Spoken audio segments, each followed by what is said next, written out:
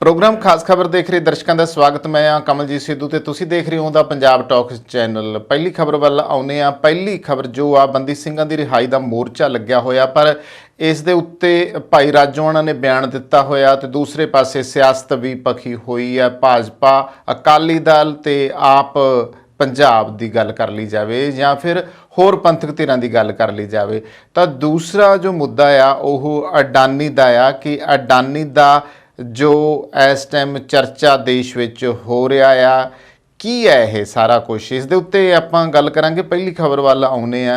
भाई राजोआणा जो ने वो तरीक दे उत्ते आउंदे आ, वीडियो सामने आउंदी आ जिस दे विच वो एक बयान दिंदे आ पत्रकारां दे पुछण दे उत्ते ते उन्हां ने यह कहा आ कि मेरा इन्हां दे नाल कोई संबंध नहीं है जिहड़े मोर्चा चला रहे। हैरानी वाली गल आ ते मैं सारे बयान दे उत्ते जरा तफसील जरिए तुहानूं दसना चाहुंदा आ कि साबका मुख मंत्री बेअंत सिंह कतल कांड दे विच पटियाला दी सेंट्रल जेल विच बंद भाई बलवंत सिंह राजोआणा ने बंदी ਸਿੰਘਾਂ दी रिहाई लई लगाए गए कौमी इंसाफ मोर्चे दे उत्ते वड्डा बयान दिता है। बलवंत सिंह राजोआणा ने कहा कि उन्हां दा कौमी इंसाफ मोर्चे दे नाल कोई संबंध नहीं है।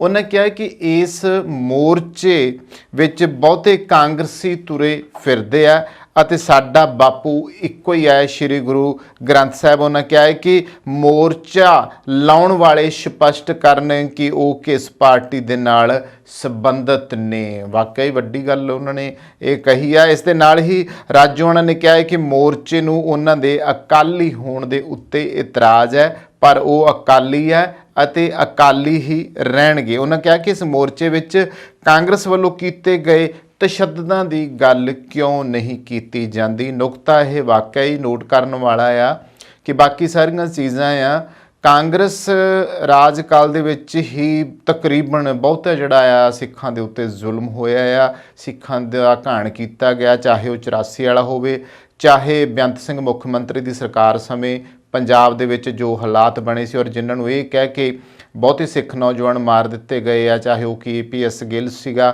कि नौजवान जिहड़े सीगे वो अतवादी सीगे, वो खालिस्तानी सीगे या फिर वखवादी सी, इदां दीयां गल्लां कह के उन्हां दे उत्ते जिहड़े सीगे इल्ज़ाम लगाए गए, बहुतां दा मर्डर किया गया, बहुतिआं नूं टारगेट करके खत्म कर दिता गया। पंजाब दे विच जिहड़ी नौजवानी सी उहदा घाण किया गया आ, सरकार ते पुलिस के द्वारा घाण किया गया। च कोई शक नहीं गा, मेरे कहण नाल कुछ नहीं, जो असलीयत आ वो ये तत्थ सीगे। इस करके कांग्रेस दी उस समय दी हुकूमत जिहड़ी सीगी, चाहे वो पंजाब च सी चाहे वो सेंटर च सीगी, वो जिम्मेवार रही आ इस मामले दे विच। 84 च जे राजीव गांधी हुणी जिम्मेवार रहे है तां कांग्रेस जिम्मेवार रही है, ਤਾਂ ਬਾਅਦ ਵਿੱਚ ਅਸੀਂ ਦੇਖਿਆ कि जो हालात ਸੀਗੇ पंजाब ਦੇ ਵਿੱਚ एक तरह ਦੀ ਫਿਰ ਨਸਲ ਕੁਸ਼ੀ ਵਾਲੀ ਗੱਲ ਹੀ ਕੀਤੀ ਗਈ ਹੈ। जो 84 ਚ ਦਿੱਲੀ 'ਚ ਹੋਇਆ ਉਹੀ ਇੱਥੇ ਹੋਇਆ। ਤਾਂ ਫਿਰ ਉਸ ਮੁੱਦੇ ਉੱਤੇ ਭਾਈ ਰਾਜੋਆਣਾ ਨੇ ਗੱਲ ਵੀ ਕੀਤੀ ਹੈ कि क्यों नहीं कांग्रेस वालों कीते जांदे तशद्दुदां दी गल कीती जांदी। उन्होंने कहा कि कुछ लोगों वालों मेरे बारे घटिया बयानबाजी की जा रही है जो नहीं करनी चाहिए। खास तौर पर उन्होंने अमर सिंह चाहल बारे कहा है कि वह एजेंसियां का बंदा आ। इत्थे ये भी दस दईए कि बेअंत सिंह कतलकांड के दोषां विच भाई बलवंत सिंह राजोआणा नूं जिहड़ा सीगा वो केंद्री जेल पटियाला दे विच रखिया गया आ। तां जदों ओह रजिंद्रा हस्पताल लिआंदा गया, उन्हां दा इलाज चल रहा सी, तां उस वेले उन्होंने ये गल कीती है। दूजे पासे बंदी ਸਿੰਘਾਂ ਦੀ रिहाई ਦੇ ਬਾਰੇ ਵਿੱਚ ਕੇਂਦਰੀ ਮੰਤਰੀ ਗਜੇਂਦਰ ਸ਼ੇਖਾਵਤ ਆਉਂਦੇ ਆ, ਉਹਨਾਂ ਦਾ ਇੱਕ ਬਿਆਨ ਸਾਹਮਣੇ ਆਉਂਦਾ ਹੈ। ਇੱਕ ਪਾਸੇ ਭਾਈ ਰਾਜੋਆਣਾ ਦਾ ਬਿਆਨ ਆਉਂਦਾ ਆ, ਇਸੇ ਬੰਦੀ ਸਿੰਘਾਂ ਦਾ ਮੋਰਚਾ ਲਾਈ ਬੈਠੇ ਆ। ਲਗਾਤਾਰ ਜਿਹੜੀਆਂ ਕਿਸਾਨ ਜਥੇਬੰਦੀਆਂ, ਲਗਾਤਾਰ ਸਿੱਖ ਜਥੇਬੰਦੀਆਂ, ਲਗਾਤਾਰ ਜਿਹੜੇ ਇਨਸਾਫ ਪਸੰਦ ਲੋਕ ਆ, ਇਨਸਾਫ ਮੰਗਣ ਵਾਲੇ ਲੋਕ ਆ, ਉਹ ਉੱਥੇ ਬੈਠੇ ਆ।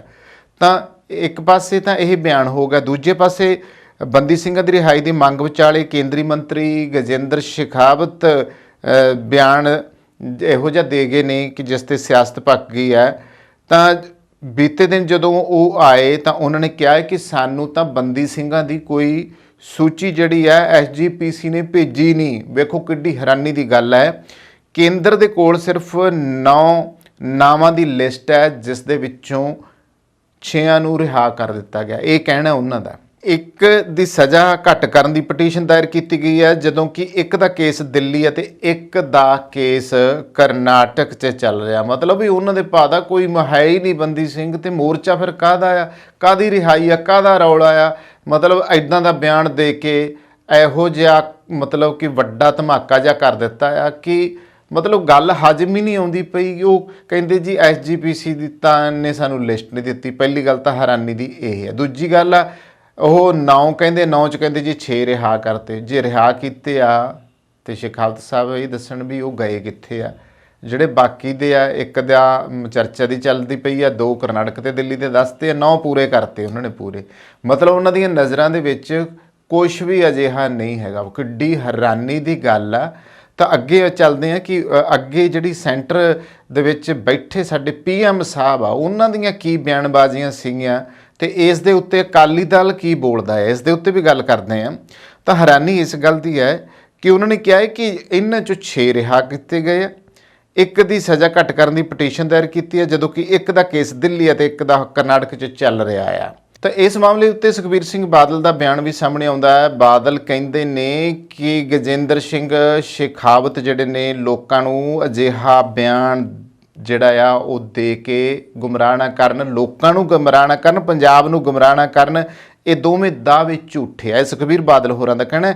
ਉਹਨਾਂ ਕਿਹਾ ਆ ਕਿ ਕੇਂਦਰੀ ਮੰਤਰੀ ਨੇ ਇਹ ਵੀ ਝੂਠ ਬੋਲਿਆ ਆ ਕਿ ਕੇਂਦਰ ਸਰਕਾਰ ਕੋਲੇ ਸਿਵਾਏ 9 ਬੰਦੀ ਸਿੰਘਾਂ ਦੇ ਹੋਰ ਕੋਈ ਸੂਚੀ ਨਹੀਂ ਹੈ। ਹੈਰਾਨੀ ਇਸ ਗੱਲ ਦੀ ਹੈ। ਬਾਦਲ ਨੇ ਕਿਹਾ ਹੈ ਕਿ ਸ਼ੇਖਾਵਤ ਨੂੰ ਪਤਾ ਹੋਣਾ ਚਾਹੀਦਾ ਹੈ ਕਿ ਪ੍ਰਧਾਨ ਮੰਤਰੀ ਤੇ ਗ੍ਰਹਿ ਮੰਤਰੀ ਨੂੰ 22 ਬੰਦੀ ਸਿੱਖਾਂ ਦੀ ਸੂਚੀ ਸੌਂਪੀ ਗਈ ਹੈ। ਉਹਨਾਂ ਕਿਹਾ ਕਿ ਇਹ ਵੀ ਇੱਕ ਸੱਚਾਈ ਹੈ ਕਿ ਸ਼੍ਰੋਮਣੀ ਅਕਾਲੀ ਦਲ ਤੇ ਸ਼੍ਰੋਮਣੀ ਕਮੇਟੀ ਲਗਾਤਾਰ 22 ਬੰਦੀ ਸਿੰਘਾਂ ਦੀ ਰਿਹਾਈ ਦੇ ਕੇਸ ਦੀ ਪੈਰਵਾਈ ਕਰ ਰਹੀ ਹੈ। ਉਹਨਾਂ ਕਿਹਾ ਕਿ ਮੰਤਰੀ ਦੇ ਬਿਆਨ ਨਾਲ ਸਿੱਖਾਂ ਦੀਆਂ ਭਾਵਨਾਵਾਂ ਨੂੰ ਡੂੰਘੀ ਸੱਟ ਵੱਜੀ ਹੈ, ਜੋ ਰੋਜ਼ ਬੰਦੀ ਸਿੰਘਾਂ ਦੀ ਰਿਹਾਈ ਵਾਸਤੇ ਅਰਦਾਸ ਕਰਦੇ ਨੇ।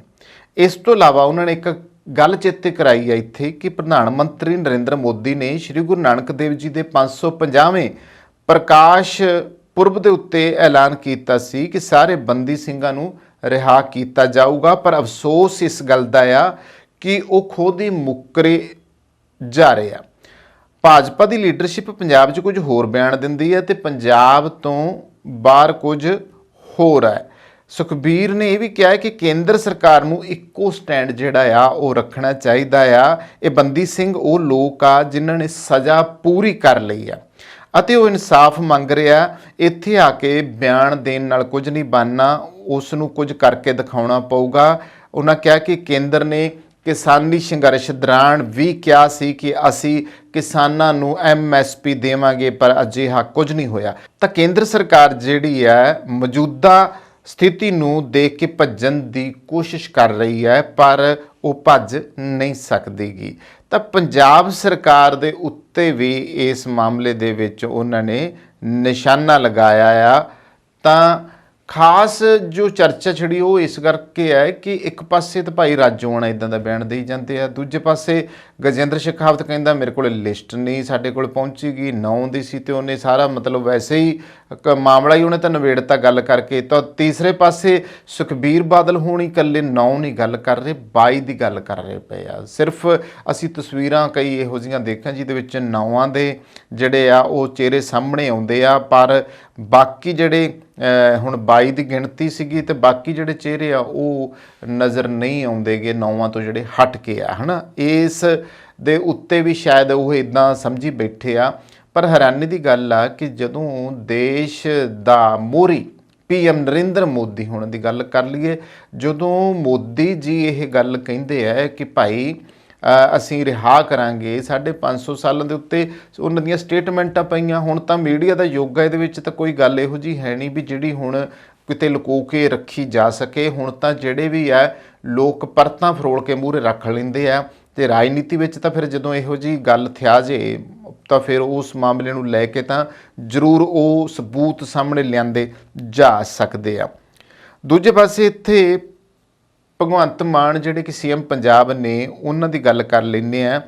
ਉਹਨਾਂ ਨੇ ਖਾਸ ਤੌਰ ਤੇ ਬਾਦਲਾਂ ਦੇ ਉੱਤੇ ਵੱਡਾ ਸਿਆਸੀ ਹਮਲਾ ਬੋਲਿਆ। ਜ਼ਿਕਰਯੋਗ ਹੈ ਕਿ ਬੀਤੇ ਦਿਨੀ ਪ੍ਰਕਾਸ਼ ਸਿੰਘ ਬਾਦਲ ਬੰਦੀ ਸਿੰਘਾਂ ਦੀ ਰਿਹਾਈ ਨੂੰ ਲੈ ਕੇ ਜੋ ਇੱਕ ਦਸਤਖਤ ਮੁਹਿੰਮ ਸ਼ੁਰੂ ਕੀਤੀ ਗਈ ਹੈ ਉਸ ਦੇ ਉੱਤੇ ਦਸਤਖਤ ਕਰਦੇ ਨਜ਼ਰ ਆਏ ਸੀਗੇ, ਜਿਸ ਨੂੰ ਲੈ ਕੇ ਪੰਜਾਬ ਦੇ ਵਿੱਚ ਕਾਫੀ ਚਰਚਾ ਹੋਈ ਹੈ, ਸੋਸ਼ਲ ਮੀਡੀਆ ਉੱਤੇ ਚਰਚਾ ਹੋਈ ਹੈ ਔਰ ਸਾਰੇ ਜਣੇ ਕਹਿੰਦੇ ਆ ਕਿ ਅਖੀਰ ਦੇ ਉੱਤੇ ਜਾ ਕੇ ਬਾਬੇ ਨੂੰ ਹੁਣ ਇਹ ਚੇਤਾ ਆਇਆ ਕਿ ਚਲੋ ਹੁਣ ਅਖੀਰਲਾ ਵੇਲਾ ਕੋਈ ਜਾਂਦੇ ਜਾਂਦੇ ਚੰਗਾ ਕੰਮ ਕਰ ਜੀਏ।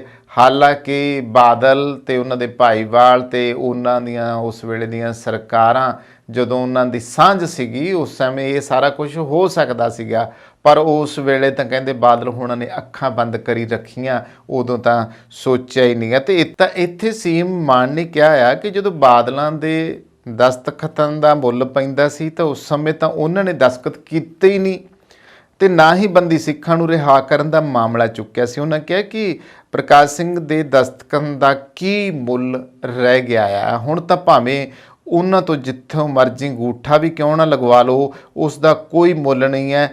ਮਾਨ ਨੇ ਕਿਹਾ ਕਿ ਜਦੋਂ ਬਾਦਲਾਂ ਨੇ ਫੈਸਲੇ ਲੈਣੇ ਸਨ ਤੇ ਉਹਨਾਂ ਨੇ ਦਸਤਖਤਾਂ ਦਾ ਮੁੱਲ ਸੀਗਾ ਤਾਂ ਉਸ ਸਮੇਂ ਉਹਨਾਂ ਨੇ ਦਸਤਖਤ ਕਰਨ ਦੀ ਕੋਸ਼ਿਸ਼ ਨਹੀਂ ਕੀਤੀ ਤੇ ਨਾ ਹੀ ਬੰਦੀ ਸਿੱਖਾਂ ਨੂੰ ਰਿਹਾ ਕਰਨ ਦਾ ਮਾਮਲਾ ਕਿਸੇ ਵੀ ਪਲੇਟਫਾਰਮ ਤੇ ਚੁੱਕਿਆ। ਹੁਣ ਜਦੋਂ ਦੋਵਾਂ ਬਾਦਲਾਂ ਦੇ ਦਸਤਖਤਾਂ ਦੀ ਕੋਈ ਕੀਮਤ ਨਹੀਂ ਰਹਿ ਗਈ ਤਾਂ ਉਹ ਜਨਤਾ ਨੂੰ ਗੁੰਮਰਾਹ ਕਰਨ ਲਈ ਦਸਤਖਤ ਕਰ ਰਹੇ ਨੇ। ਔਰ ਇੱਥੋਂ ਤੱਕ ਕਿ ਮੈਂ ਦੱਸ ਦੇਣਾ ਚਾਹੂੰਗਾ ਕਿ ਅਕਾਲੀ ਸਿਆਸਤ ਦੇ ਵਿੱਚ ਇੱਕ ਜੁੜਿਆ ਹੋਇਆ ਵੱਡਾ ਨਾਮ ਹੈ ਤਰਲੋਚਨ ਸਿੰਘ ਦਿਪਾਲਪੁਰ ਹੋਣਾ ਦਾ। ਉਹਨਾਂ ਨੇ ਤਾਂ ਆਪਣੀ ਸੋਸ਼ਲ ਮੀਡੀਆ ਉੱਤੇ ਮਤਲਬ ਇੱਥੋਂ ਤੱਕ ਵੀ ਗੱਲ ਕਹੀ ਹੈ ਕਿ ਹੁਣ ਇਹਨਾਂ ਚੀਜ਼ਾਂ ਦਾ ਕੀ ਫਾਇਦਾ ਰਿਹਾ ਆ, ਜਦੋਂ ਲੋੜ ਸੀਗੀ ਉਦੋਂ ਤੁਸੀਂ ਕੰਮ ਨਹੀਂ ਕੀਤੇ ਗਏ ਤੇ ਹੁਣ ਸਿਰਫ ਤੇ ਸਿਰਫ ਆਪਦੇ ਇਸ ਨਲਾਇਕ ਪੁੱਤ ਨੂੰ ਕਿ ਵਾਪਸ ਸ਼ਾਇਦ ਹੋ ਸਕੇ ਕਿ ਇਸ ਪੰਜਾਬ ਦੇ ਵਿੱਚ ਮੁੱਖ ਮੰਤਰੀ ਬਣ ਜੇ ਜਾਂ ਇੱਕ ਵਾਰੀ ਅਕਾਲੀ ਜਿਸ ਤਰੀਕੇ ਦੀ ਸਿਆਸਤ ਦਾ ਇੱਕ ਐਡਾ ਗੜ੍ਹ ਸੀਗਾ ਉਹਦਾ ਸਰਦਾਰ ਉਹਦਾ ਚੌਧਰੀ ਬਣ ਜੇ, ਪਰ ਉਹ ਗੱਲਾਂ ਜਿਹੜੀਆਂ ਨੇ ਹੁਣ ਨਹੀਂ ਰਹਿ ਗਈਆਂ। ਹੁਣ ਲੋਕਾਂ ਨੂੰ ਅਸਲੀ ਤੇ ਇਹਨਾਂ ਦੇ ਵੀ ਪਤਾ ਲੱਗ ਚੁੱਕੀ ਹੈ। ਤੇ ਮੁੱਖ ਮੰਤਰੀ ਨੇ ਕਿਹਾ ਹੈ ਕਿ ਬਾਦਲਾਂ ਨੂੰ ਪੰਜਾਬ ਦੀ ਜਨਤਾ ਵਿਧਾਨ ਸਭਾ ਚੋਣਾਂ 'ਚ ਇਜੈਕਟ ਕਰ ਚੁੱਕੀ ਹੈ। ਉਹਨਾਂ ਨੂੰ ਜਨਤਾ ਨੇ ਸਹੀ ਜਗ੍ਹਾ ਦਿਖਾ ਦਿੱਤੀ ਹੈ। ਹੁਣ ਚਾਹੇ ਉਹ ਕਿਸੇ ਵੀ ਮੰਗ ਪੱਤਰ ਤੇ ਦਸਤਖਤ ਕਿਉਂ ਨਾ ਕਰ ਦੇਣ ਉਸ ਦਾ ਕੋਈ ਫਾਇਦਾ ਨਹੀਂ ਹੈ। ਹਾਲਾਤ ਇਹ ਹੈ ਕਿ ਇਦੋਂ ਵੱਧ ਗੱਲ ਹੋਰ ਕੀ ਹੋ ਸਕਦੀ ਹੈ ਕਿ ਜਿਸ ਤਰੀਕੇ ਨਾਲ ਉਹਨਾਂ ਨੇ ਇਸ ਗੱਲ ਦਾ ਮੁੱਦਾ ਚੁੱਕਿਆ ਆ। ਹੈਰਾਨੀ ਹੈ ਕਿ ਵਾਕਿਆ ਹੀ ਜਦੋਂ ਲੋੜ ਸੀ ਉਦੋਂ ਨਹੀਂ ਹੋ ਸਕਿਆ, ਪਰ ਹੁਣ ਇਹ ਮਾਮਲਾ ਕਾਫੀ ਵਿਵਾਦਤ ਹੈ। ਪਰ ਹੁਣ ਅਖੀਰ ਦੇ ਵਿੱਚ ਇੱਕ ਸਵਾਲ ਖੜਾ ਹੁੰਦਾ ਆ ਕਿ ਜਿਸ ਤਰੀਕੇ ਭਾਈ ਰਾਜੋਆਣਾ ਬਿਆਨ ਦੇ ਕੇ ਗਏ ਆ ਤਾਂ ਇਹ ਹੁਣ ਕੌਮੀ ਇਨਸਾਫ ਮੋਰਚੇ ਵਾਲੇ ਵੀ ਜਵਾਬ ਦੇ ਆ ਇਸ ਗੱਲ ਤੇ ਕਿ ਉਹ ਕੌਣ ਲੋਕ ਆ। ਫਿਰ ਜੇ ਭਾਈ ਰਾਜੋਆਣਾ ਮੰਨ ਹੀ ਨਹੀਂ ਰਹੇਗੇ ਤੇ ਫਿਰ ਉਹ ਕੌਣ ਲੋਕ ਆ, ਕਿਹਦੇ ਵਾਸਤੇ ਕਰਦੇ ਆ, ਕਿਹੜੇ ਬੰਦੀ ਸਿੰਘਾਂ ਵਾਸਤੇ ਕਰਦੇ ਆ, ਫਿਰ ਉਹ ਬੰਦੀ ਸਿੰਘ ਆਖਰ ਹੈ ਕਿੰਨੇ ਆ, ਇਹ ਕਲੀਅਰ ਤਾਂ ਹੋਵੇ। ਗਜਿੰਦਰ ਸਿੰਘ ਸ਼ੇਖਾਵਤ ਕੁਝ ਹੋਰ ਬਿਆਨ ਦੇਈ ਜਾਂਦਾ ਆ ਤੇ ਸੁਖਬੀਰ ਬਾਦਲ ਹੁਣੀ ਕੁਝ ਹੋਰ ਬਿਆਨ ਦੇਈ ਜਾਂਦੇ ਆ ਤੇ ਦੂਸਰੇ ਪਾਸੇ ਜਿਹੜੇ ਆ ਉਹ ਮੋਰਚੇ ਦੀਆਂ ਜਿਹੜੀਆਂ ਗੱਲਾਂ ਆ ਉਹ ਜੋ ਨਿਕਲ ਕੇ ਸਾਹਮਣੇ ਆ ਰਹੀਆਂ ਕਿ ਉਹ ਦਿਨ ਰਾਤ ਡਟੇ ਹੋਏ ਆ, ਦਿਨ ਰਾਤ ਉਹ ਇੱਕੋ ਹੀ ਲੱਗਣ ਲੈ ਕੇ ਬੈਠੇ ਆ ਕਿ ਬੰਦੀ ਸਿੰਘਾਂ ਦੀ ਰਿਹਾਈ ਕਰਾਉਣੀ ਆ। ਤਾਂ ਹੁਣ ਇਹ ਗੱਲ ਜਿਹੜੀ ਆ ਜਿਸ ਤਰੀਕੇ ਦੀ ਹੋ ਰਹੀ ਆ ਉਹ ਬਿਲਕੁਲ ਸਮਝ ਤੋਂ ਬਾਹਰ ਹੋ ਰਹੀ ਆ। ਫਿਰ ਵੀ ਅਰਦਾਸ ਕਰਾਂਗੇ ਕਿ ਵਾਹਿਗੁਰੂ ਸਮੱਤ ਜ਼ਰੂਰ ਬਖਸ਼ੇ, ਆਖਰ ਹੱਲ ਹੋਣਾ ਚਾਹੀਦਾ ਆ, ਨਿਆਂ ਮਿਲਣਾ ਚਾਹੀਦਾ ਆ। ਹੁਣ ਆਉਣੀ ਆ ਜੀ ਅਗਲੀ ਖਬਰ ਵੱਲ।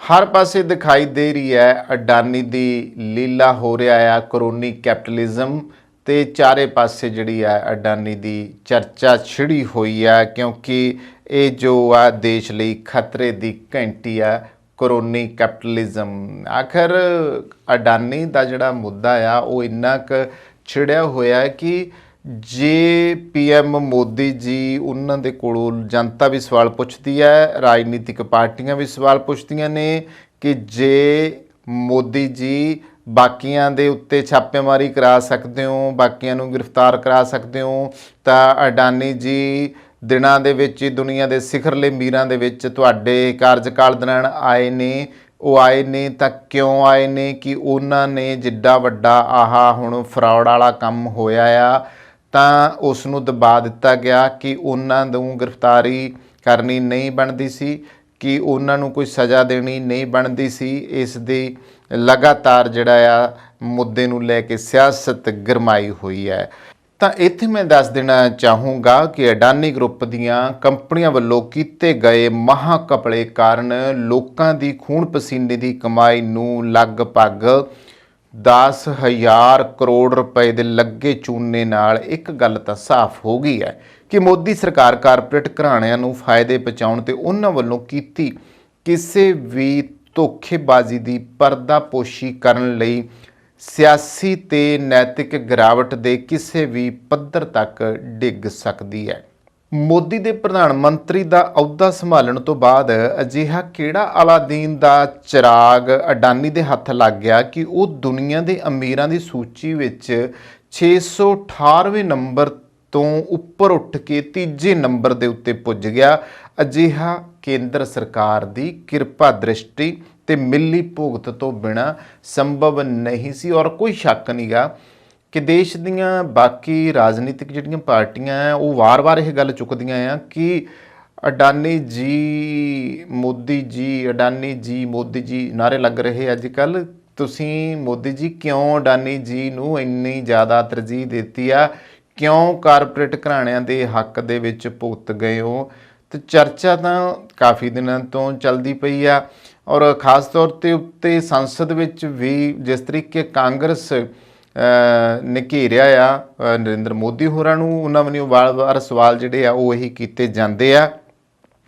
ਇੱਥੇ ਇੱਕ ਹੈਰਾਨੀ ਦੀ ਗੱਲ ਆ, ਆਪਾਂ ਜਰਾ ਉਹਨਾਂ ਦੀਆਂ ਜਿਹੜੀਆਂ ਕੀ ਗਤੀਵਿਧੀਆਂ ਨੇ, ਕਿੱਦਾਂ ਦੇ ਕਾਰਜ ਨੇ, ਕਿਹੜੇ ਉਹਨਾਂ ਦੇ ਖੇਤਰ ਨੇ, ਕਿਹੜੀਆਂ ਚੀਜ਼ਾਂ ਦੇ ਉੱਤੇ ਅਡਾਨੀ ਹੋਰਾਂ ਦਾ ਜਿਹੜਾ ਕਾਰੋਬਾਰ ਹੈ। ਤਾਂ ਹਵਾਈ ਅੱਡਿਆਂ ਦੀ ਗੱਲ ਕਰ ਲੈਂਦੇ ਹਾਂ, ਬੰਦਰਗਾਹਾਂ ਦੀ ਗੱਲ ਕਰ ਲੈਂਦੇ ਹਾਂ, ਖਾਨਾਂ ਦੀ ਗੱਲ ਕਰ ਲੈਂਦੇ ਹਾਂ, ਯਾਨੀ ਕਿ ਕੋਲਾ ਖਾਨ ਹੋ ਗਈ, ਪੱਥਰਾਂ ਦੀਆਂ ਖਾਣਾਂ ਹੋ ਗਈਆਂ, ਸੀਮਿੰਟ ਹੋ ਗਿਆ, ਰੇਲ ਹੋ ਗਈ, ਊਰਜਾ ਹੋ ਗਈ, ਸੜਕਾਂ ਭਾਵੇਂ ਸਾਰੇ ਪਾਸੇ ਹੀ ਅਡਾਨੀ ਦੀ ਲੀਲਾ ਦਿਖਾਈ ਦੇ ਰਹੀ ਹੈ। ਵਿਦੇਸ਼ਾਂ 'ਚ ਨਕਲੀ ਨਾਂ ਹੇਠ ਕੰਪਨੀਆਂ ਖੜੀਆਂ ਕਰਨਾ, ਉਹਨਾਂ ਵੱਲੋਂ ਵਿਦੇਸ਼ੀ ਵਸਤਾਂ ਨੂੰ ਸਸਤੇ ਭਾਅ 'ਤੇ ਖਰੀਦ ਕੇ ਮੁੜ ਭਾਰਤ ਅੰਦਰ ਅਡਾਨੀ ਗਰੁੱਪ ਨੂੰ ਹੀ ਮਹਿੰਗੇ ਭਾਅ ਵੇਚਣਾ ਤੇ ਇਸ ਢੰਗ ਨਾਲ ਆਪਣੀ ਪੂੰਜੀ 'ਚ ਨਕਲੀ ਵਾਧਾ ਦਰਸਾ ਕੇ ਬੈਂਕਾਂ ਤੋਂ ਕਰਜ਼ਾ ਲੈਣ ਦੀ ਜਿਹੜੀ ਆ ਹੱਦ 'ਚ ਵਾਧਾ ਇਸ ਗਰੁੱਪ ਦੀ ਚਾਲਬਾਜ਼ੀ ਦਾ ਇੱਕ ਹਿੱਸਾ ਆ। ਔਰ ਦੇਖੋ ਕਿੱਡੀ ਹੈਰਾਨੀ ਦੀ ਗੱਲ ਹੈ ਕਿ ਪੂਰੇ ਸੰਸਾਰ ਦੇ ਵਿੱਚ ਇਸ ਤਰੀਕੇ ਨਾਲ ਅਡਾਨੀ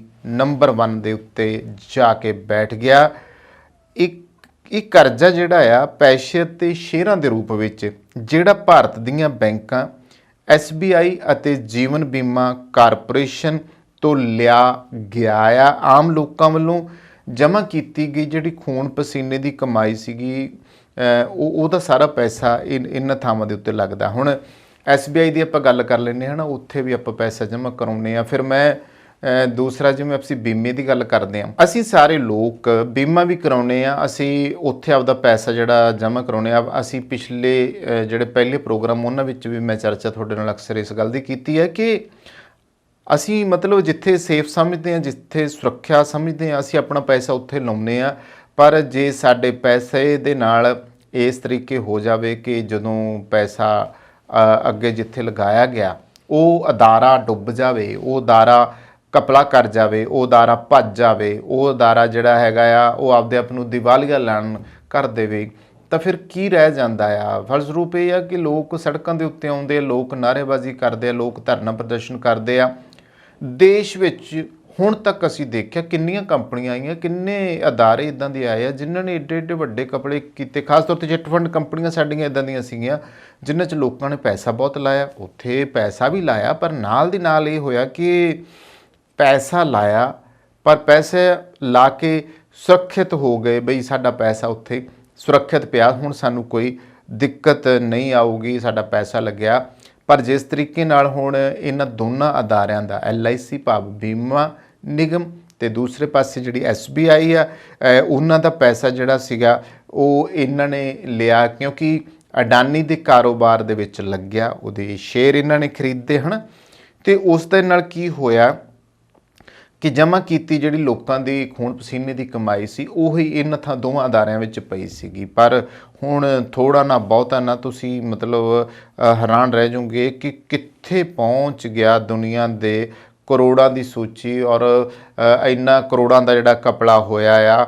ਥੋੜ੍ਹਾ ਨਾ ਬਹੁਤਾ ਨਾ 10,000 ਕਰੋੜ, ਮੂੰਹ ਨਾਲ ਕਹਿਣਾ ਸੌਖਾ ਆ ਕਿ 10,000 ਕਰੋੜ ਰੁਪਏ ਦਾ ਜਿਹੜੀ ਆ ਉਹ ਠੱਗੀ ਵੱਜ ਗਈ ਹੈ, ਉਹ ਚੂਨਾ ਲੱਗ ਚੁੱਕਿਆ ਆ। ਤਾਂ ਪੂੰਜੀਵਾਦੀ ਢਾਂਚੇ ਦੇ ਝੂਠ ਦਾ ਗੁਬਾਰਾ ਜਿਵੇਂ 2008 'ਚ ਅਮਰੀਕਾ 'ਚ ਫਟਿਆ ਸੀ, ਹੁਣ ਅਮਰੀਕਾ ਦੀ ਇੱਕ ਹਿਡਨਬਰਗ ਨਾਮੀ ਸੰਸਥਾ ਜਿਹੜੀ ਇਹ ਵੀ ਚਰਚਾ 'ਚ ਕਾਫੀ ਦਿਨਾਂ ਤੋਂ ਮੀਡੀਆ ਦੇ ਵਿੱਚ, ਤਾਂ ਇਸ ਸੰਸਥਾ ਨੇ ਅਡਾਨੀ ਗਰੁੱਪ ਵੱਲੋਂ ਕੀਤੀ ਘਪਲੇਬਾਜ਼ੀ ਨੂੰ ਉਜਾਗਰ ਕਰਕੇ ਦੁਨੀਆ ਸਾਹਮਣੇ ਪੇਸ਼ ਕਰ ਦਿੱਤਾ ਆ, ਜਿਸ ਨਾਲ ਰੇਤ 'ਤੇ ਖੜੇ ਕੀਤੇ ਅਡਾਨੀ ਦੇ ਮਹਿਲ ਦਾ 2/3 ਹਿੱਸਾ ਢਹਿ ਢੇਰੀ ਹੋ ਗਿਆ। ਅੱਛਾ, ਤੁਸੀਂ ਇੱਕ ਨੋਟ ਕੀਤੀ ਕਿ ਮੈਂ ਗੱਲ ਜਿਹੜੀ ਕਰ ਰਿਹਾ ਸੀ ਉਹਦੇ ਵਿੱਚ ਇਹ ਸੀ ਕਿ ਵਿਦੇਸ਼ਾਂ ਦੇ ਵਿੱਚ ਜਾਲੀ ਕੰਪਨੀਆਂ ਖੜੀਆਂ ਕੀਤੀਆਂ ਅਤੇ ਵਿਦੇਸ਼ਾਂ ਤੋਂ ਫਿਰ ਜਿਹੜਾ ਮਾਲ ਆ ਉਹ ਲਿਆਂਦਾ ਜਾਂਦਾ ਆ ਅਤੇ ਉਹ ਲਿਆ ਕੇ ਆਪ ਹੀ ਖਰੀਦ ਲਿਆ ਜਾਂਦਾ ਆ। ਠੀਕ ਹੈ, ਆਪ ਹੀ ਕੰਪਨੀ ਬਣ ਗਏ, ਆਪ ਹੀ ਆਪਦੇ ਕੋਲ ਆਪ ਹੀ ਮਾਲ ਲੈ ਕੇ ਆਪ ਹੀ ਆਪਦੇ ਆਪ ਨੂੰ ਜਿਹੜਾ ਆ ਮਹਿੰਗੇ ਭਾਅ ਵੇਚ ਕੇ ਅਤੇ ਇੱਥੇ ਲਿਆਂਦਾ ਜਾਂਦਾ ਆ। ਕਿੱਡੀ ਸਾਜ਼ਿਸ਼ ਹੋ ਰਹੀ ਆ। ਬੜੀ ਹੈਰਾਨੀ ਨਹੀਂ ਆ ਰਹੀ ਕਿ ਇੱਕ ਕੋਈ ਫਿਲਮੀ ਸੀਨ ਜਿਹੜਾ ਆ ਜਿਵੇਂ ਉਹ ਚੱਲਦਾ ਹੋਵੇ ਕਿ ਫਿਲਮਾਂ ਦੇ ਵਿੱਚ ਇੱਕ ਪੂਰਾ ਪ੍ਰਾਪੇਗੰਡਾ ਇੱਕ ਫਿਲਮੀ ਸਟੋਰੀ ਦੇ ਵਿੱਚ ਹੁੰਦਾ ਹੈ ਨਾ, ਇੱਕ ਦਿਖਾਇਆ ਜਾਂਦਾ ਕਿ ਕਿਸ ਤਰੀਕੇ ਨਾਲ ਜਿਹੜੇ ਜਾਲ ਸਾਜ਼ ਆ ਉਹ ਕੰਮ ਕਰਦੇ ਆ। ਅਤੇ ਇੱਥੇ ਹੁਣ ਕੀ ਕਿਹਾ ਜਾਵੇ, ਮਤਲਬ ਜੇ ਹਿਡਨਬਰਗ ਵਾਲੇ ਸਾਹਮਣੇ ਇਹ ਕਲੀਅਰ ਨਾ ਕਰਦੇ ਤਾਂ ਮੈਨੂੰ ਲੱਗਦਾ ਕਿ ਅਡਾਨੀ ਦੀ ਜਿਹੜੀ ਇਹ ਜਾਲਸਾਜ਼ੀ ਹੈ, ਬਿਲਕੁਲ ਆਸਾਨ ਸ਼ਬਦਾਂ 'ਚ ਤੁਹਾਨੂੰ ਮੈਂ ਦੱਸ ਰਿਹਾ ਵੀ ਇਹ ਜਾਲਸਾਜ਼ੀ ਜਿਹੜੀ ਹੈ ਨਾ, ਇਹ ਸਮਝ ਨਹੀਂ ਸੀ ਆਉਣੀਗੀ, ਪਤਾ ਹੀ ਨਹੀਂ ਸੀ ਲੱਗਣਾਗਾ, ਕਿਉਂਕਿ ਹਿਡਨਬਰਗ ਰਿਪੋਰਟ ਦੇ ਵਿੱਚ ਇੱਕ ਵੱਡਾ ਇਹ ਖੁਲਾਸਾ ਹੋਇਆ ਅਤੇ ਇਸ ਖੁਲਾਸੇ ਨੇ ਵਾਕਿਆ ਹੀ ਪਰਖਚੇ ਉਡਾ ਦਿੱਤੇ। ਵਾਕਿਆ ਹੀ ਮੋਹਰੀ ਕਤਾਰ ਦੇ ਵਿੱਚ ਅਡਾਨੀ ਦਾ ਜਿਸ ਤਰ੍ਹਾਂ ਦੁਨੀਆ ਦੇ ਵਿੱਚ ਨਾਂ ਆਉਂਦਾ ਸੀਗਾ, ਉਸ ਗੱਲ ਦੀਆਂ ਪਰਤਾਂ ਉਘੇੜ ਕੇ ਰੱਖ ਦਿੱਤੀਆਂ ਆ। ਅਤੇ ਯਾਨੀ ਕਹਿ ਸਕਦੇ ਹਾਂ ਕਿ ਜਿਸ ਤਰੀਕੇ ਨਾਲ ਸਰਕਾਰ ਦੀ ਮਿਲੀ ਭੁਗਤ ਨਾਲ ਇਹ ਸਾਰਾ ਕੁਝ ਹੋਈ ਜਾਂਦਾ ਸੀਗਾ, ਇਸ ਦੇ ਉੱਤੇ ਗੌਰ ਕਿਹਨੇ ਕਰਨਾ ਸੀ। ਜੇ ਹਿਡਨਬਰਗ ਦੀ ਰਿਪੋਰਟ ਨਾ ਆਉਂਦੀ ਤਾਂ ਇੱਕ ਕਹਾਵਤ ਬੋਲੀ ਜਾਂਦੀ ਹੈ ਕਿ ਅੰਨੀ ਪੀਵੇ ਤੇ ਕੁੱਤਾ ਚੱਟੇ, ਹਿਸਾਬ ਕੁਛ ਉਦੋਂ ਦਾ ਵੀ ਬਣਿਆ ਹੋਇਆ ਸੀਗਾ। ਪਰ ਗੱਲ ਇਹ ਹੈ ਕਿ ਸਰਕਾਰਾਂ ਚਾਹੇ ਸਾਡੇ ਮੁਲਕ ਦੀ ਹੈ ਚਾਹੇ ਕਿਸੇ ਹੋਰ ਮੁਲਕ ਦੀ ਹੈ, ਜਦੋਂ ਇਹ ਸਰਕਾਰਾਂ ਕਾਰਪੋਰੇਟ ਘਰਾਣਿਆਂ ਦੇ ਹੱਥੀਂ ਚੜ੍ਹ ਜਾਂਦੀਆਂ ਆ, ਉਹਨਾਂ ਕੋਲੋਂ ਪੈਸਾ ਲੈ ਕੇ ਚੋਣ ਫੰਡ ਦੇ ਵਿੱਚ ਵਰਤ ਲੈਂਦੀਆਂ ਆ, ਤਾਂ ਫਿਰ ਉਸ ਤੋਂ ਬਾਅਦ ਜਦੋਂ ਜੇ ਕਿਤੇ ਆ ਜਾਣ ਇਹ ਸੱਤਾ ਦੇ ਵਿੱਚ, ਤਾਂ ਫਿਰ ਮਜਬੂਰੀ ਹੁੰਦੀ ਹੈ, ਕਿਉਂਕਿ ਦਬਾਅ ਹੁੰਦਾ ਵੀ ਬਾਈ ਤੁਹਾਨੂੰ ਅਸੀਂ ਪੈਸਾ ਦਿੱਤਾ ਸੀਗਾ ਅਤੇ ਸਾਨੂੰ ਹੁਣ ਤੁਸੀਂ ਕਰਨ ਦਿਓ ਹੈ ਨਾ। ਫਿਰ ਜੋ ਮਰਜ਼ੀ ਆਪ ਉਧਰੀਆਂ ਕਰੀ ਜਾਣ, ਭਾਵੇਂ ਕੋਈ ਚਵਾਨੀ ਦੀ ਚੀਜ਼ ਆ ਅਤੇ ਉਹ ਉਹਨੂੰ ਭਾਵੇਂ 50 ਰੁਪਏ 'ਚ ਵੇਚੀ ਜਾਣ, ਕਿਹੜਾ ਕਿਸੇ ਨੇ ਪੁੱਛਣਾ ਆ। ਤਾਂ ਇੱਦਾਂ ਦਾ ਕੁਛ ਹੋਇਆ ਆ। ਅਤੇ ਹੁਣ ਗੱਲ ਇਹ ਹੈ ਕਿ ਜਿਵੇਂ ਮੈਂ ਕਿਹਾ ਕਿ ਜਿਹੜੀ ਹਿਡਨਬਰਗ ਰਿਪੋਰਟ ਆ ਉਸ ਦੇ ਵਜ੍ਹਾ ਕਰਕੇ ਅਡਾਨੀ ਦੇ ਮਹਿਲ ਦਾ 2/3 ਹਿੱਸਾ ਜਿਹੜਾ ਆ ਉਹ ਢਹਿ ਢੇਰੀ ਹੋ ਗਿਆ। ਇਹ ਆਮ ਲੋਕਾਂ ਦਾ ਪੈਸਾ ਹੈ ਜਿਸ ਨੂੰ ਮੋਦੀ ਸਰਕਾਰ ਵੱਖ-ਵੱਖ ਢੰਗਾਂ ਨਾਲ ਲੁੱਟ ਕੇ ਕਾਰਪੋਰੇਟ ਘਰਾਣਿਆਂ ਦੀ ਝੋਲੀ ਪਾ ਰਹੀ ਹੈ। ਇਹ ਧੰਦਾ ਸਰਕਾਰੀ ਖੇਤਰ ਦੇ ਅਦਾਰਿਆਂ ਜਿਵੇਂ ਰੇਲ, ਹਵਾਈ ਜਹਾਜ਼, ਖਾਨਾ, ਬਿਜਲੀ, ਜਲ, ਜੰਗਲ, ਜ਼ਮੀਨ, ਬੈਂਕ, ਬੀਮਾ ਆਦਿ ਦਾ ਹੈ, ਜੋ ਆਜ਼ਾਦੀ ਤੋਂ ਬਾਅਦ ਲੋਕਾਂ ਦੀ ਕਮਾਈ ਨਾਲ ਹੋਂਦ 'ਚ ਆਏ ਸਨ। ਇਸ ਨੂੰ ਕੌਡੀਆਂ ਦੇ ਭਾਅ ਕਾਰਪੋਰੇਟ ਘਰਾਣਿਆਂ ਦੇ ਕੋਲੇ ਵੇਚਣ ਦਾ ਆ। ਵਿਰੋਧੀ ਧਿਰ ਵੱਲੋਂ ਲਗਾਏ ਗੰਭੀਰ ਇਲਜ਼ਾਮਾਂ ਦੇ ਬਾਵਜੂਦ ਜਦੋਂ ਅਡਾਨੀ ਗਰੁੱਪ ਬਾਰੇ ਲੋਕ ਸਭਾ ਦੇ ਵਿੱਚ ਚਰਚਾ ਹੋ ਰਹੀ ਹੈ ਨਾ, ਤਾਂ ਸਮੁੱਚੀ ਵਿਰੋਧੀ ਧਿਰ ਨੇ ਇਸ ਘਪਲੇ ਦੀ ਜਾਂਚ ਲਈ ਸਾਂਝੀ ਸੰਸਦੀ ਕਮੇਟੀ ਜਿਹੜੀ ਸੀ JPC ਬਣਾਉਣ ਦੀ ਮੰਗ ਕੀਤੀ ਹੈ। ਸਰਕਾਰੀ ਬੁਲਾਰਿਆਂ ਨੇ ਵਿਰੋਧੀ ਪਾਰਟੀਆਂ ਦੀਆਂ ਸਰਕਾਰ ਦੇ ਕਾਰਜਕਾਲਾਂ ਦੌਰਾਨ ਹੋਈਆਂ ਕੁਤਾਹੀਆਂ ਬਾਰੇ ਤਾਂ ਰੱਜ ਕੇ ਹਵਾੜ ਕੱਢੀ ਅਤੇ ਸ਼ੇਰੋ ਸ਼ਾਇਰੀ ਵੀ ਕੀਤੀ, ਪਰ ਇੱਕ ਸ਼ਬਦ ਵੀ ਅਡਾਨੀ ਕੰਪਨੀਆਂ ਵੱਲੋਂ ਕੀਤੀ ਗਈ ਘਪਲੇਬਾਜ਼ੀ ਬਾਰੇ ਨਹੀਂ ਬੋਲਿਆ, ਜਿਸ ਨਾਲ ਸਾਰੀ ਦੁਨੀਆ ਵਿੱਚ ਭਾਰਤ ਦੀ ਕਿਰਕਿਰੀ ਹੋ ਰਹੀ ਹੈ। ਅਜਿਹੀ ਚੁੱਪ ਨਾਲ ਆਮ ਲੋਕਾਂ ਦੇ ਮਨਾਂ ਅੰਦਰ ਹੋਰ ਕਈ ਖਦਸ਼ੇ ਖੜੇ ਹੋਣਾ ਸੁਭਾਵਿਕ ਹੈ। ਦੂਜੇ ਪਾਸੇ ਕੌਮੀ ਮੀਡੀਆ, ਖਾਸ ਕਰ ਇਲੈਕਟ੍ਰੋਨਿਕ ਮੀਡੀਆ ਪੂਰੀ ਤਰ੍ਹਾਂ ਮੋਦੀ ਸਰਕਾਰ ਦੀ ਚਾਕਰੀ 'ਚ ਗਲਤਾਨ ਹੈ। ਬਈ ਉਹੀ ਜਿਹੜੇ ਅਸੀਂ ਕਿਸਾਨ ਅੰਦੋਲਨ 'ਚ ਕਹਿੰਦੇ ਸੀ ਕਿ ਉਹ ਚੈਨਲ ਜਿਹੜੇ ਸਿਰਫ ਤੇ ਸਿਰਫ ਕੇਂਦਰ ਦੀ ਬੋਲੀ ਬੋਲਦੇ ਆ। ਉਹ ਚੈਨਲ ਹੁਣ ਵੀ ਉਹੀ ਹਰਕਤਾਂ ਕਰੀ ਜਾਂਦੇ ਆ। ਗੋਦੀ ਮੀਡੀਆ ਜਿਹਨੂੰ ਅਸੀਂ ਕਹਿੰਦੇ ਹਾਂ ਨਾ, ਉਹ ਗੋਦੀ ਬੈਠਾ ਮੀਡੀਆ ਨਾ, ਉਹਨਾਂ ਨੇ ਤਾਂ ਉਹੀ ਗੱਲ ਕਰਨੀ ਹੈ ਜਿਹੜੀ ਉਹਨਾਂ ਨੂੰ ਜਿੱਥੋਂ ਉਹਨਾਂ ਨੂੰ ਮਿਲਦਾ, ਜਿੱਥੇ ਉਹਦੀ ਪੱਖ ਦੀ ਗੱਲ ਕਰਨ ਲਈ ਉਹਨਾਂ ਦੇ ਫਾਇਦੇ ਹੁੰਦੇ ਆ ਹੈ ਨਾ। ਅਤੇ ਇਸ ਕਪਰੇ ਨੂੰ ਭਾਰਤ ਵਿਰੁੱਧ ਵਿਦੇਸ਼ੀ ਤਾਕਤਾਂ ਦੀ ਸਾਜ਼ਿਸ਼ ਦੱਸ ਰਿਹਾ ਆ। ਹੁਣ ਜਦੋਂ ਕਿ ਸਰਵਉੱਚ ਅਦਾਲਤ ਨੇ ਅਡਾਨੀ ਗਰੁੱਪ ਦੀਆਂ ਕੰਪਨੀਆਂ ਦੀ ਜਾਂਚ ਪੜਤਾਲ ਕਰਨ ਬਾਰੇ ਕੇਂਦਰੀ ਸਰਕਾਰ ਦੀ ਤਜਵੀਜ਼ ਕਮੇਟੀ ਦੀ ਜਾਣਕਾਰੀ ਗੁਪਤ ਲਿਫਾਫੇ ਵਿੱਚ ਬੰਦ ਕਰਕੇ ਅਦਾਲਤ 'ਚ ਪੇਸ਼ ਕਰਨ ਵਾਲੀ ਅਪੀਲ ਨੂੰ ਖਾਰਜ ਕਰਨ ਦਾ ਫੈਸਲਾ ਲਿਆ ਆ, ਅਤੇ ਇਸ ਤਜਵੀਜ਼ ਦਾ ਪੂਰਾ ਵੇਰਵਾ ਪਾਰਦਰਸ਼ੀ ਢੰਗ ਨਾਲ ਲੋਕਾਂ ਨੂੰ ਦੱਸਿਆ ਜਾਊਗਾ। ਤਦ ਸਰਕਾਰ ਨੂੰ ਇਸ ਮਸਲੇ ਦੀ ਗੰਭੀਰਤਾ ਬਾਰੇ ਸਮਝ ਲੱਗ ਜਾਣੀ ਚਾਹੀਦੀ ਆ। ਇਸ ਤਰ੍ਹਾਂ ਇੱਕ ਹੋਰ ਖਤਰਨਾਕ ਢਾਂਚਾ ਪਣਪ ਰਿਹਾ ਹੈ ਜਿਸ ਦਾ ਨਾਂ ਹੈ, ਮੈਂ ਜਿਹੜੀ ਸ਼ੁਰੂ 'ਚ ਗੱਲ ਕੀਤੀ ਸੀ, ਕਰੋਨੀ ਕੈਪੀਟਲਿਜ਼ਮ ਦੀ, ਭਾਵ ਪ੍ਰਸ਼ਾਸਨ ਵੱਲੋਂ ਮਿੱਤਰ ਮੰਡਲੀ ਨੂੰ ਗੈਰ ਕਾਨੂੰਨੀ ਢੰਗ ਨਾਲ ਰਿਆਇਤਾਂ ਦੇ ਕੇ ਅਮੀਰ ਬਣਾਇਆ ਜਾਵੇ। ਮੁੱਦਾ ਇੱਥੇ ਸੀਗਾ। ਹੁਣ ਤਾਂ ਇਸ ਗੈਰ ਕਾਨੂੰਨੀ ਬੰਦੇ ਨੂੰ ਜਿਵੇਂ ਕਾਨੂੰਨੀ ਦਰਜਾ ਮਿਲ ਗਿਆ ਜਾਪਦਾ ਆ। ਇਸ ਲਈ ਨਵੀਂ ਬਿਮਾਰੀ ਸਿਰਫ ਲੋਕਾਂ ਦੀ ਆਰਥਿਕ ਪੱਖੋਂ ਲੁੱਟ ਖਸੁੱਟ ਨਹੀਂ ਕਰਦੀ, ਸਗੋਂ ਦੇਸ਼ ਦੀ ਏਕਤਾ, ਅਖੰਡਤਾ ਤੇ ਸਥਿਰਤਾ ਲਈ ਵੀ ਵੱਡੇ ਖਤਰਿਆਂ ਦੀ ਸੂਚਕ ਹੈ। ਵੈਸੇ ਇੱਕ ਗੱਲ ਕਹਿੰਦੇ ਆ, ਜਦੋਂ ਚੋਰ ਤੇ ਕੁੱਤੀ ਰਲ ਜਾਣ, ਹੈ ਨਾ, ਸਾਡੇ ਪੰਜਾਬੀ ਦੀਆਂ ਕਹਾਵਤਾਂ ਬਹੁਤ ਹੁੰਦੀਆਂ ਆ, ਅਤੇ ਜਦੋਂ ਚੋਰ ਤੇ ਕੁੱਤੀ ਰਲ ਜੇ ਤੇ ਫਿਰ ਕਹਿੰਦੇ ਨਾ ਵੀ ਸਭ ਰੱਬ ਹੀ ਰਾਖਾ ਹੁੰਦਾ। ਫਿਰ ਕਿਸੇ ਤੋਂ ਕੋਈ ਉਮੀਦ ਜਿਹੜੀ ਆ ਉਹ ਨਹੀਂ ਕੀਤੀ ਜਾ ਸਕਦੀ। ਜਾਂ ਫਿਰ ਐਂ ਕਹਿ ਲਓ ਵੀ ਜਦੋਂ ਵਾੜ ਖੇਤ ਨੂੰ ਖਾਣ ਲੱਗ ਜੇ, ਫਿਰ ਖੇਤ ਦਾ ਰਾਖਾ ਜਿਹੜਾ ਆ ਉਹ ਕੌਣ ਹੁੰਦਾ ਆ। ਸਰਕਾਰ ਕਾਰਪੋਰੇਟ ਘਰਾਣਿਆਂ ਦੀ ਕਾਰਜਸ਼ੈਲੀ ਲਈ ਸਥਾਪਿਤ ਕੀਤੇ ਰੈਗੂਲੇਟਰਾਂ, ਸੈਬੀ ਤੇ ਰਿਜ਼ਰਵ ਬੈਂਕ ਨੂੰ ਇਸ ਸਾਰੇ ਮਾਮਲੇ ਦੀ ਡੂੰਘਾਈ ਨਾਲ ਘੋਖ ਪੜਤਾਲ ਕਰਨ ਲਈ ਕੋਈ ਦਿਸ਼ਾ ਨਿਰਦੇਸ਼ ਨਹੀਂ ਦੇ ਰਹੀ ਨਾ। ਇਸ ਵਜ੍ਹਾ ਕਰਕੇ ਹੀ ਵਿਰੋਧੀ ਧਿਰਾਂ ਚੁੱਕ ਰਹੀਆਂ। ਤਾਂ ਦੇਸ਼ ਦਾ ਜਿਹੜਾ ਮਾਹਿਰ ਬੁੱਧੀਜੀਵੀ ਜਾਂ ਫਿਰ ਦੇਸ਼ ਦੇ ਸੁਹਿਰਦ ਲੋਕ ਆ, ਤਾਂ ਉਹ ਗੱਲ ਚੁੱਕੀ ਬੈਠੇ ਆ ਵੀ ਮੋਦੀ ਜੀ ਆਹ ਕੀ ਹੋ ਰਿਹਾ। ਜੇ ਅਡਾਨੀ ਦੀ ਐਡੀ ਵੱਡੀ 10,000 ਕਰੋੜ ਦੇ ਘਪਲੇ ਦੀ ਜਿਹੜਾ ਬੈਂਕ ਤੇ ਬੀਮਾ ਨਿਗਮ ਦਾ ਖਾਧਾ ਗਿਆ ਲੋਕਾਂ ਦੀ ਖੂਨ ਪਸੀਨੇ ਦੀ ਕਮਾਈ ਦਾ ਸੀ ਪੈਸਾ, ਜੇ ਉਸ ਬਾਰੇ ਇੱਕ ਵੀ ਨਿਰਦੇਸ਼ ਮੋਦੀ ਸਰਕਾਰ ਜਾਰੀ ਕਰਦੀ ਕਿ ਪੜਤਾਲ ਹੋਣੀ ਚਾਹੀਦੀ ਆ, ਤਾਂ ਕਹਿ ਸਕਦੇ ਸੀ ਕਿ ਮੋਦੀ ਜੀ ਉੱਤੇ ਇਸ ਤਰੀਕੇ ਦਾ ਬਲੇਮ ਜਿਹੜਾ ਉਹ ਨਾ ਲੱਗਦਾ, ਸਰਕਾਰ ਤੇ ਬਲੇਮ ਨਾ ਲੱਗਦਾ। ਤਾਂ ਸਰਕਾਰ ਸੰਸਦ ਵੱਲੋਂ ਸਾਂਝੀ ਕਮੇਟੀ ਸਥਾਪਿਤ ਕਰਨ ਦੇ ਲਈ ਵੀ ਤਿਆਰ ਨਹੀਂ ਹੈ, ਤਾਂ ਕਿ ਸੱਚਾਈ ਨੂੰ ਸਾਹਮਣੇ ਲਿਆਂਦਾ ਜਾ ਸਕੇ ਕਿ ਸਾਡੇ ਦੇਸ਼ ਆਰਥਿਕ ਪੱਖ ਤੋਂ ਸੁੱਖ ਸ਼ਾਂਤੀ, ਜਿਉਣ ਯੋਗ ਸਵੈਮਣ ਭਰੀ ਜ਼ਿੰਦਗੀ ਤੇ ਬਰਾਬਰੀ ਵਾਲੀ ਜ਼ਿੰਦਗੀ ਦੀ ਕਲਪਨਾ ਕਰ ਸਕਦਾ ਆ। ਸਵਾਲ ਖੜਾ ਹੋ ਗਿਆ, ਕਰ ਸਕਦਾ ਆ? ਕਰ ਹੀ ਸਕਦਾ ਜੇ ਇਹਨਾਂ ਕਾਰਪੋਰੇਟ ਘਰਾਣਿਆਂ ਦੇ ਮੁੱਠੀ ਭਰ ਹੱਥਾਂ ਦੇ ਵਿੱਚ ਹੀ ਸਾਰਾ ਪੈਸਾ ਨਾ ਜਾਵੇ, ਬਸ਼ਰਤੇ ਦੇਸ਼ ਦੀ 70% ਜਿਹੜੀ ਜਨਤਾ ਆ ਉਹਨਾਂ ਦੇ ਪੱਲੇ ਵੀ ਕੁਝ ਹੋਣਾ ਚਾਹੀਦਾ ਆ। ਪਰ ਅਫਸੋਸ ਹੈ ਕਿ ਸਾਡੇ ਤਾਂ ਦੇਸ਼ ਦੇ ਵਿੱਚ ਹਜੇ ਤੱਕ ਵੀ ਤਕਰੀਬਨ 30% ਨਾਗਰਿਕ ਇਹੋ ਜਿਹੇ ਆ ਜਿਹੜੇ ਹਜੇ ਵੀ ਗਰੀਬੀ, ਲਾਚਾਰੀ, ਮਜਬੂਰੀ ਤੇ ਭੁੱਖਮਰੀ ਦੇ ਸ਼ਿਕਾਰ ਆ। ਤੇ 70% ਦੀ ਗੱਲ ਕਰਦੇ ਆ, ਤੇ 70% ਉੱਤੇ ਤਾਂ ਮੁੱਠੀ ਭਰ ਜਿਹੜੇ ਆ ਕਾਰਪੋਰੇਟ ਘਰਾਣੇ ਆ ਜਿਨ੍ਹਾਂ ਦੇ ਹੱਥ ਸਾਰੀ ਦੌਲਤ ਆ। ਕਿਵੇਂ ਕਲਪਨਾ ਕਰ ਲਈਏ ਕਿ ਦੇਸ਼ ਦੇ ਵਿੱਚ ਬਰਾਬਰੀ ਕਦੇ ਆਊਗੀ? ਪਰ ਮੁੱਦਾ ਤਾਂ ਇਹ ਹੈ ਕਿ ਇਹ ਅਨਿਆਏ ਹੋ ਰਿਹਾ ਆ, ਇਹ ਇਨਸਾਫ ਹੀ ਨਹੀਂ ਮਿਲ ਰਿਹਾ ਗਾ। ਇਹ ਸਿਰਫ ਤੇ ਸਿਰਫ ਕਾਰਪੋਰੇਟ ਘਰਾਣਿਆਂ ਦਾ ਪੱਖ ਪੂਰਿਆ ਹੀ ਜਾ ਰਿਹਾ ਆ ਕੇਂਦਰੀ ਹਕੂਮਤ ਵੱਲੋਂ। ਤਾਂ ਲੋਕ ਤਾਂ ਚਾਹੁੰਦੇ ਆ ਕਿ ਇਸ ਮੁੱਦੇ ਉੱਤੇ ਇਨਸਾਫ ਮਿਲੇ।